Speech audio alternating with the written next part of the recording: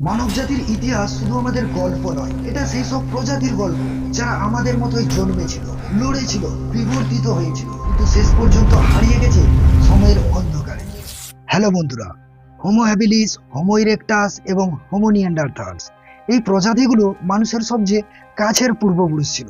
আজ আমরা জানবো যে তাদের কি হয়েছে, আজও তারা বেঁচে আছে কিনা, এবং তাদের পরবর্তী সময়ে আমরা মানুষ আসলে কোথা থেকে এলাম। আর সব থেকে বড় প্রশ্ন, আমরা কি সত্যি বিবর্তনের শেষ ধাপ, নাকি আমরা এখনো বিবর্তিত হচ্ছি ঠিক এই মুহূর্তেও? এই ভিডিওতে আমরা আধুনিক মানুষ থেকে শুরু করে পৌঁছে যাব মানব জাতির সবচেয়ে প্রাচীন পূর্বপুরুষ পর্যন্ত। আর শেষে এমন এক সত্য জানবেন যা শুনলে আপনার নিজের অস্তিত্ব নিয়ে নতুন করে ভাবতে হবে।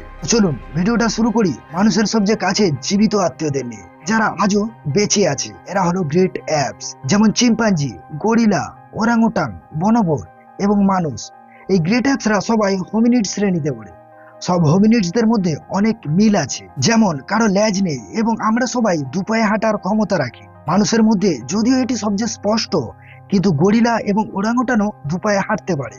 এছাড়াও আমাদের রক্তের গ্রুপগুলো প্রায় একই রকম, A B, A B O positive বা নেগেটিভ থাকতে পারে।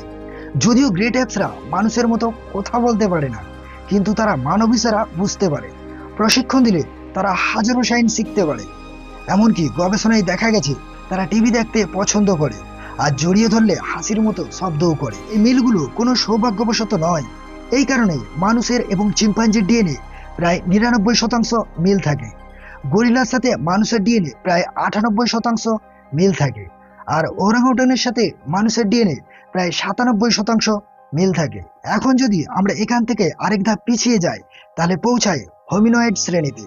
এই শ্রেণীর মধ্যে শুধু মানুষ আর বড় অ্যাপ নয়, বরং ছোট অ্যাপদেরও ধরা হয়। যেমন প্রায় 20 প্রজাতির গিবন। গিবন দেখতে অনেকটা ছোট আকারের অ্যাপের মতো, আর আশ্চর্যের বিষয় হলো তাদের ডিএনএ প্রায় 96% মানুষের সাথে মিলে যায়। হোমিনয়েডদের আরেকটি বড় বৈশিষ্ট্য হলো এদের কারো ল্যাজ নেই। সবারই ত্রিবর্ণ দৃষ্টিশক্তি আছে, মানে আমরা চোখে যেমন ভাবে পৃথিবী দেখি, হোমিনয়েডরাও ঠিক একইভাবে পৃথিবী দেখে। এরপর যদি আরো এক ধাপ পিছনে যায়, তাহলে আছে অ্যানথ্রোপয়েড শ্রেণী। এখানে অ্যাপের সঙ্গে বানরদেরও ধরা হয়। বর্তমানে জীবিত আছে প্রায় 130 প্রজাতির ওল্ড ওয়ার্ল্ড বানর এবং 120 প্রজাতির নিউ ওয়ার্ল্ড বানর। অ্যানথ্রোপয়েড শব্দটা এসেছে অ্যানথ্রোপোজ প্লাস ওআইডি থেকে, অর্থাৎ মানুষের মতো দেখতে প্রাণী। এবার আরো এক ধাপ পিছনে গেলে আমরা পৌঁছাই প্রাইমেট শ্রেণীতে। এখানে টার্সিয়ার এবং লেমুরকেও ধরা হয়। এই দুই ধরনের প্রাণীকে একসাথে বলা হয় প্রসিমিয়াম, যার মানে বানরের আগের ধাপ। টার্সিয়াররা হলো ছোট আকারের কিন্তু বড় চোখওয়ালা প্রাইমেট, যারা থাকে দক্ষিণ পূর্ব এশিয়া অঞ্চলে। এরা কাঁদলে শব্দ এত উচ্চ ফ্রিকোয়েন্সিতে যায় যে সেটা আল্ট্রাসাউন্ড রেঞ্জে পড়ে একদম বাদুড়ের মতো। এক লাফে এরা প্রায় 16 ফুট পর্যন্ত যেতে পারে। দিনে এদের সাধারণত দেখা যায় না, কারণ এরা খুব লাজুক এবং সূর্যের আলোতে সংবেদনশীল। আর অন্যদিকে লেমুরদের আছে প্রায় 100 এর বেশি প্রজাতি, কিন্তু তারা শুধু এক জায়গাতেই পাওয়া যায়, মাদাগাস্কার। আর লেমুরদেরকেই পৃথিবীর সবচেয়ে প্রাচীন জীবিত প্রাইমেট হিসেবে ধরা হবে। তো বন্ধু, এতক্ষণে একটা জিনিস তো বুঝতেই পারলাম যে সব প্রাণীর সঙ্গে কিছু না কিছু মিল আছে।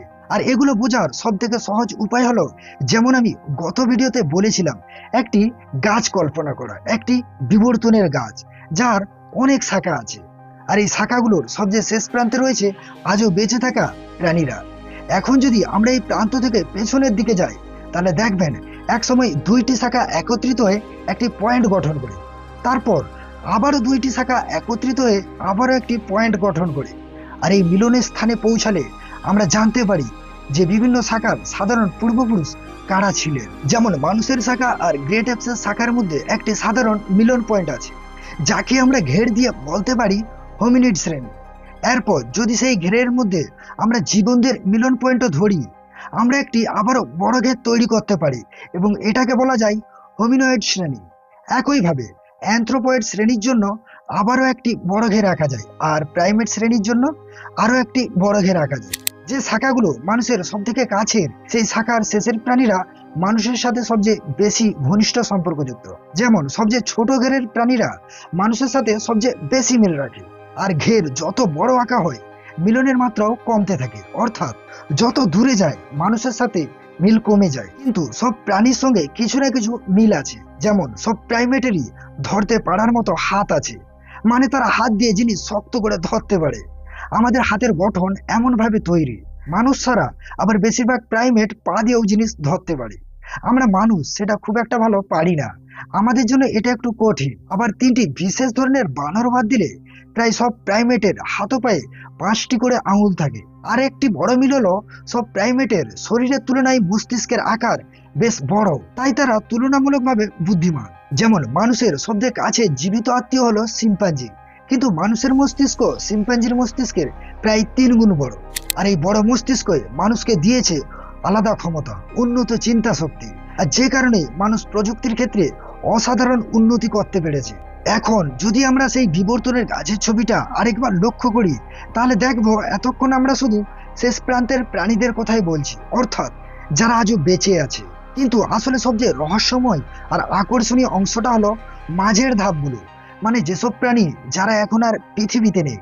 লক্ষ্য করো, গ্রেট অ্যাপস আর মানুষের মাঝখানে একসময় অনেক ধরনের প্রাণী প্রজাতি ছিল যারা মানুষের সঙ্গে আরো বেশি মিল রাখতো, কিন্তু তারা এখন বিলুপ্ত। চলো সময়ের চাকা ঘুরিয়ে প্রায় 6 কোটি বছর আগে ফিরে যায়। বিজ্ঞানীরা মনে করেন ওই সময় থেকেই প্রাইমেটদের উদ্ভব শুরু হয়েছিল। 2012 সালে মান্তানা অঞ্চলে কিছু জীবাশ্ম আবিষ্কৃত হয়। সেগুলো দেখে বোঝা যায় প্রায় 6,50,00,000 বছর আগে পৃথিবীতে ইঁদুরের মতো এক ছোট্ট প্রাণী ছিল, যার নাম পুর্গাটোরিয়াস। একে পৃথিবীর সবচেয়ে প্রাচীন প্রাইমেট হিসেবে ধরা হয়। এই প্রাণীটি গাছে উঠতে পারত। আসলে সব প্রাইমেটই কোনো না কোনো ভাবে গাছে উঠতে পারত বা উঠতে পারার মতো ক্ষমতা ছিল, তাই এদেরকে অনেক সময় বলা হয় গাছবাসী প্রাণী। জীবাশ্মবিদ জনাথন ব্লক মনে করেন প্রাইমেটের বিবর্তনের সঙ্গে গাছপালা ও ফলের একটা সম্পর্ক ছিল। ফলের লোভেই তারা সাধারণত গাছে উঠতে শুরু করেছিল। ধীরে ধীরে বিবর্তনের ফলে তাদের হাত পা এমনভাবে গড়ে ওঠে যাতে তারা ডাল শক্ত করে ধরতে পারে। এর পাশাপাশি তাদের কাঁধের জয়েন্টও নমনীয় হয়ে ওঠে, ফলে তারা এক ডাল থেকে আরেক ডালে খুব সহজে দোল খেয়ে যেতে পারে। এখানে আমরা বলতে শুধু মানুষ নয়, সমস্ত প্রাইমেটকেই বোঝানো হয়েছে। বিবর্তনের পরবর্তী গুরুত্বপূর্ণ ধাপটা আসে প্রায় 2,50,00,000 বছর আগে, যখন জন্ম নেয় হোমিনয়েড গোষ্ঠী, অর্থাৎ সেই দল যাদের থেকেই পরে মানুষ ও আধুনিক অ্যাপের উদ্ভব হয়েছিল। এই সময় থেকেই কিছু প্রাইমেটের ল্যাজ ধীরে ধীরে হারিয়ে যেতে শুরু করে। মানুষ ও অ্যাপদের খুব প্রাচীন পূর্বপুরুষদের মধ্যে অন্যতম একটি প্রজাতি ছিল প্রকনসাল। বিজ্ঞানীরা মনে করেন এদের শরীরে ল্যাজ ছিল না, আর এটাই ছিল ল্যাজ হারানোর বিবর্তনীয় পরিবর্তনের উদাহরণগুলোর একটি। এখন প্রশ্ন হচ্ছে যে ল্যাজ কেন হারালো?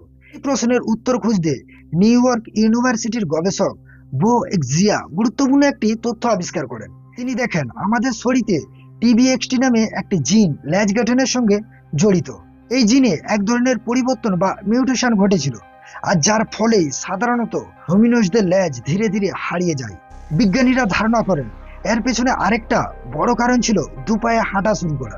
গাছে ঝুলে থাকার সময় ল্যাজ খুব একটা বেশি কাজে লাগে, কিন্তু যখন কোনো প্রাণী সোজা হয়ে হাঁটে তখন ল্যাজ বরং অসুবিধা তৈরি করতে সাহায্য করে। তো বন্ধু, এই পর্বের বাকি অংশগুলো আমরা দেখব পরবর্তী ভিডিওতে, কারণ ভিডিওটা অনেক লম্বা হয়ে যাবে। তাই এই ভিডিওতে যদি 1000টি ভিউ আসে এবং 10টি কমেন্ট আসে, আমি পরবর্তী ভিডিও ঠিক আজ থেকে 10 দিন পর আপলোড করে দেব।